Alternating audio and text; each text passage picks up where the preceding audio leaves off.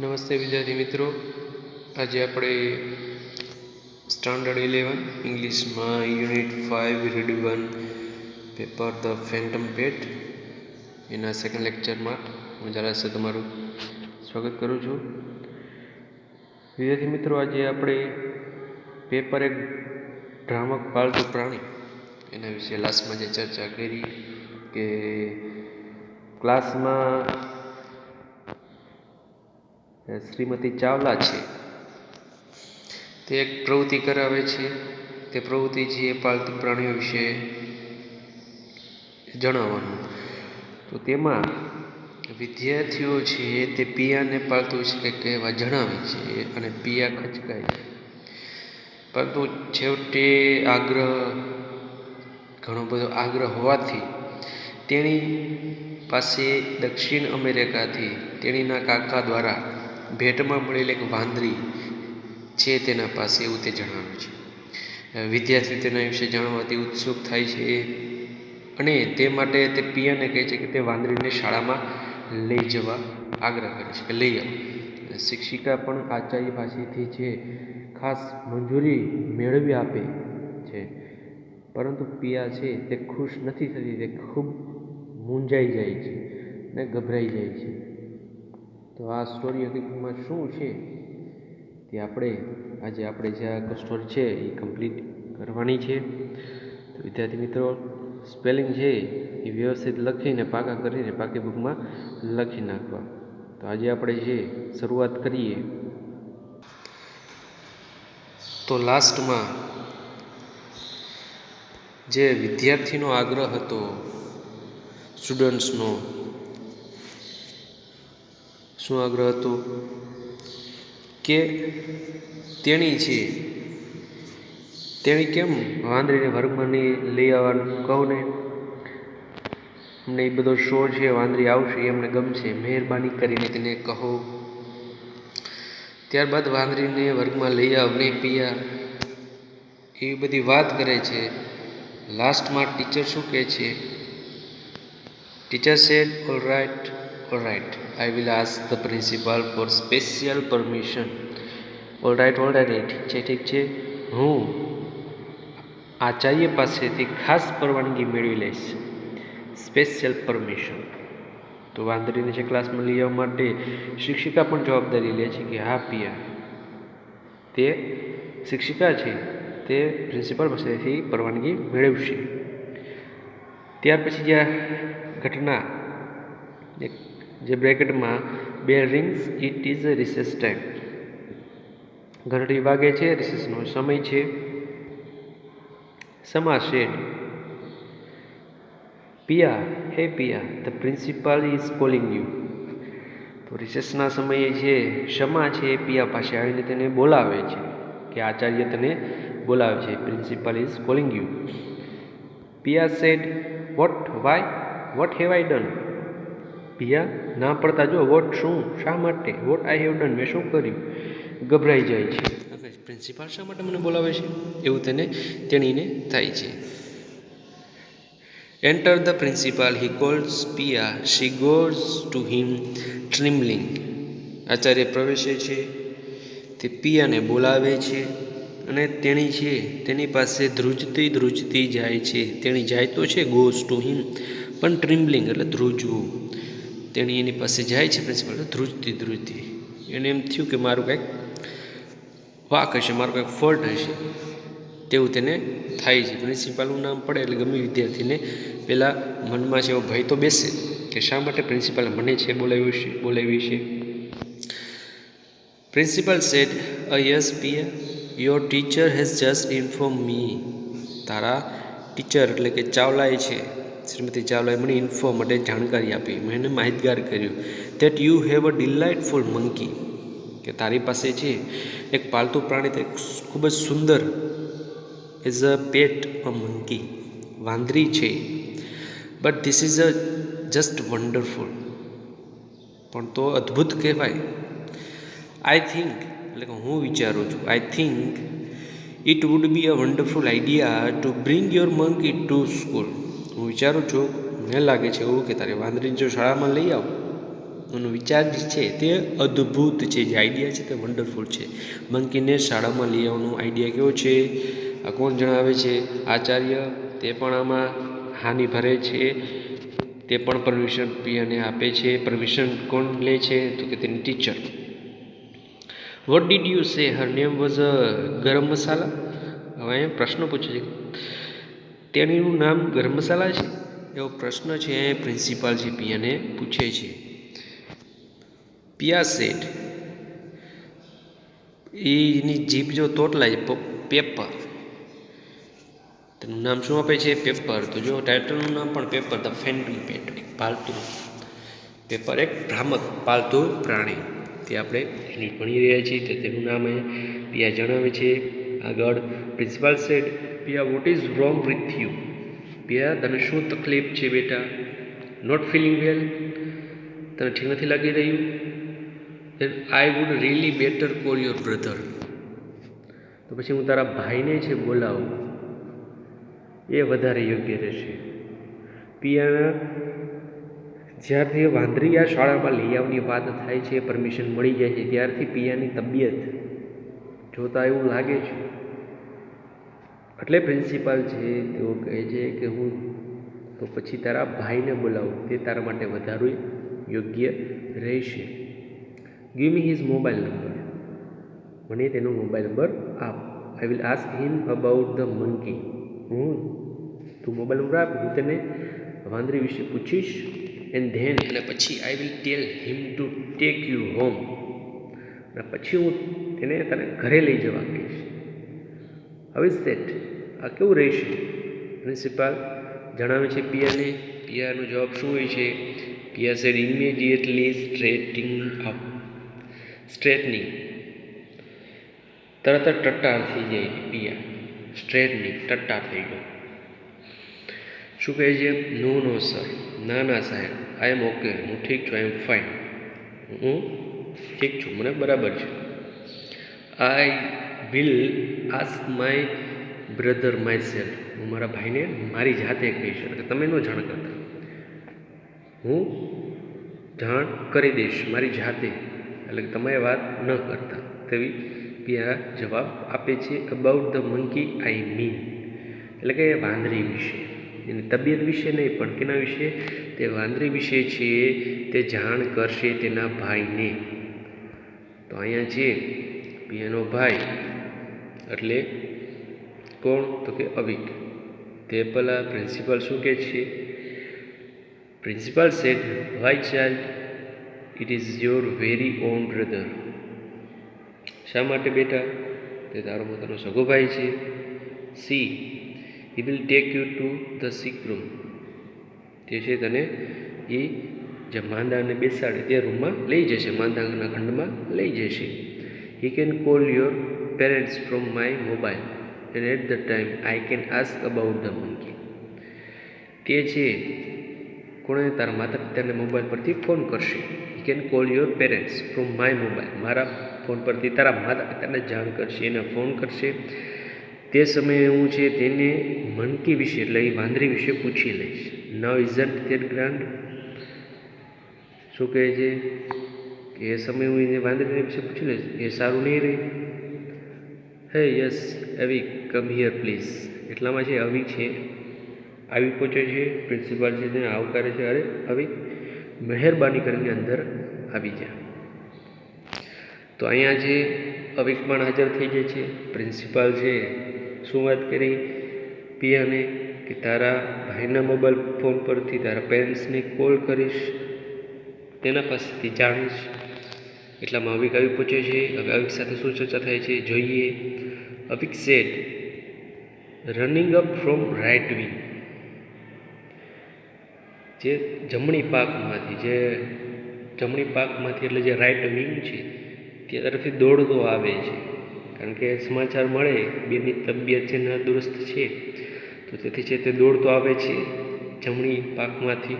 Wing એટલે બાજુની જમણી પાકમાંથી. Sir, is my sister is in trouble again, સાહેબ શું મારી બહેનને ફરી કોઈ તકલીફ થઈ? પ્રિન્સિપલ સેડ નો, એટલે કે નહીં. પિયા સેડ યસ, પિયા શું કહે છે? હા. Principal said, I think your sister is not feeling too well. Principal કહે છે કે આ મારા ખ્યાલ મુજબ તારી બેનની જે તબિયત છે તે સારી નથી. આગળ, તારી બેનને છે બહુ ઠીક નથી લાગતું. I don't know what has happen. અને મને પણ ખબર નથી તેણીને શું થયું છે. સી સીમ્ડ એટલે દેખાય છે, ફાઇન. એ ત્યાં સુધી તો ફાઇન એટલે બરાબર લાગતી હતી. અનટિલ ક્યાં સુધી તો આઈ start asking Har about your monkey. મેં એને વાંદરી વિશે પૂછવાનું શરૂ કર્યું તે પહેલાં તો તે બરાબર લાગતી હતી. એવું અહીંયા પ્રિન્સિપાલ કહે છે. આગળ, Avik sad monkey, વાંદરી. Principal sad, હા હા, યસ યસ, ઠીક ઠીક, તું મૂંઝાઈ ગઈ હોઈશ. You must be confused.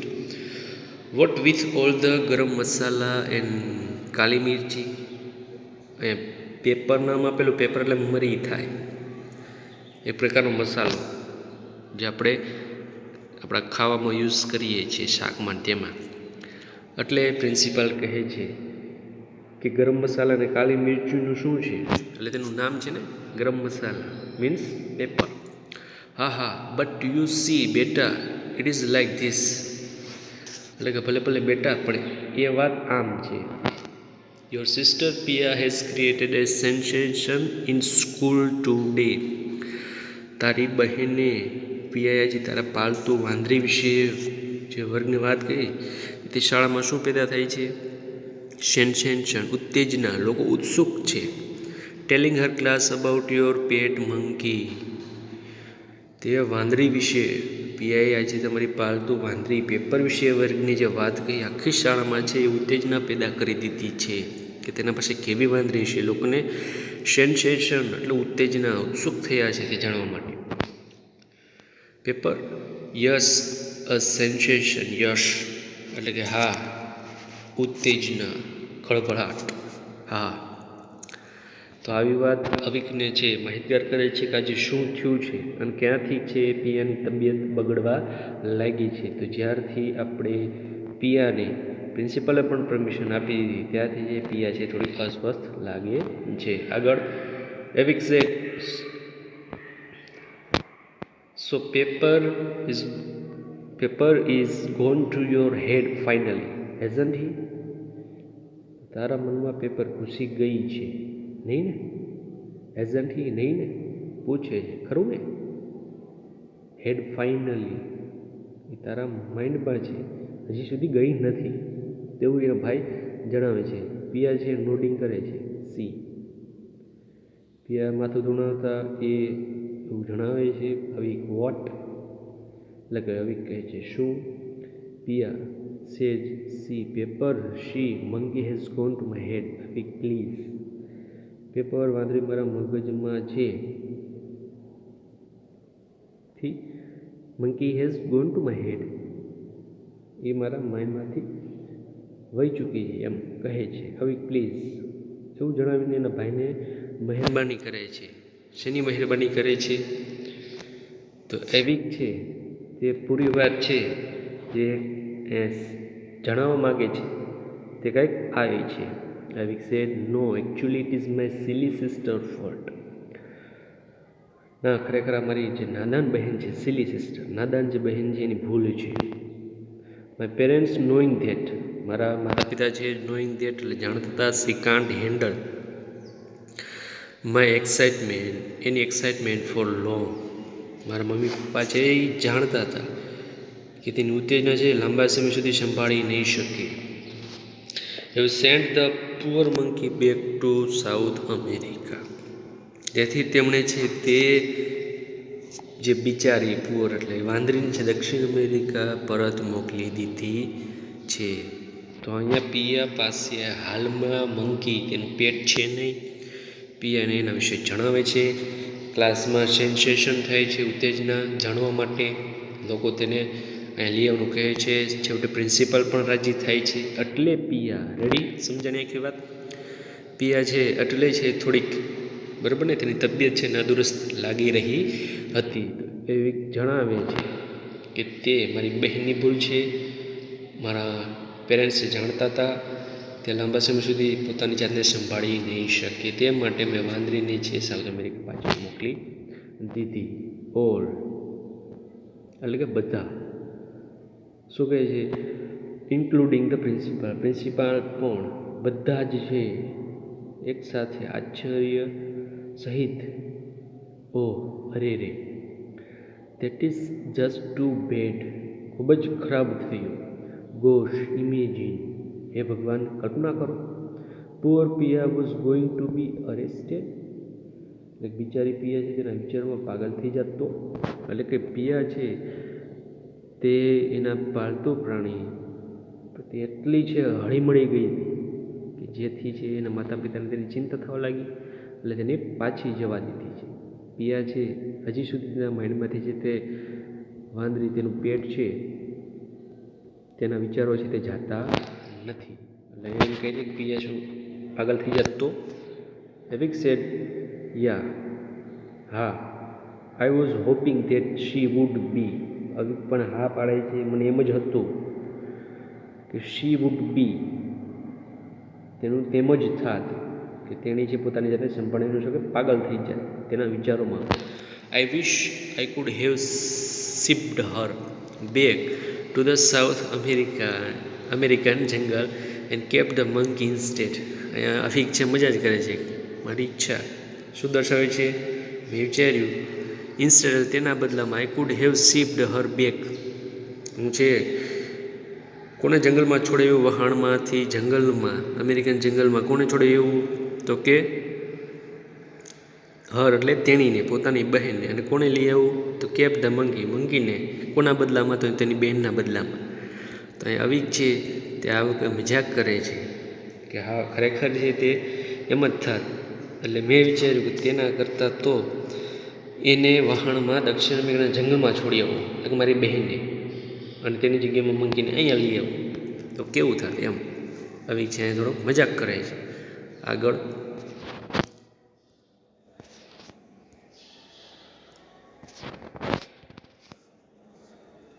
Bell rings. The principal and teacher start sending the children towards the wings. હવે ઘંટ વાગે છે. આચરણ શિક્ષક છે બાળકોને પડખે પડખે મોકલવાનું શરૂ કરે છે. વિંગ્સ એટલે એક બાજુથી બે બાજુ જવાની જગ્યા. આપણે પણ છે બે બાજુ તરફ આપણી સ્કૂલમાં જવાની જગ્યા, બરાબર. એક વોશરૂમ બાજુની અને બીજું છે એથી આપણે સ્ટાફ રૂમ બાજુથી જે સીડી છે, અને જે ઉપરનું જે આખો લોબી છે એ વિંગ્સ કહેવાય. તો વિદ્યાર્થીઓને છે બાળકોને પડખે પડખે મોકલવાનું શરૂ કરે છે વિંગ્સમાંથી. તો રિસેસ પણ પૂરી થાય છે. Principal said, well that is end of that.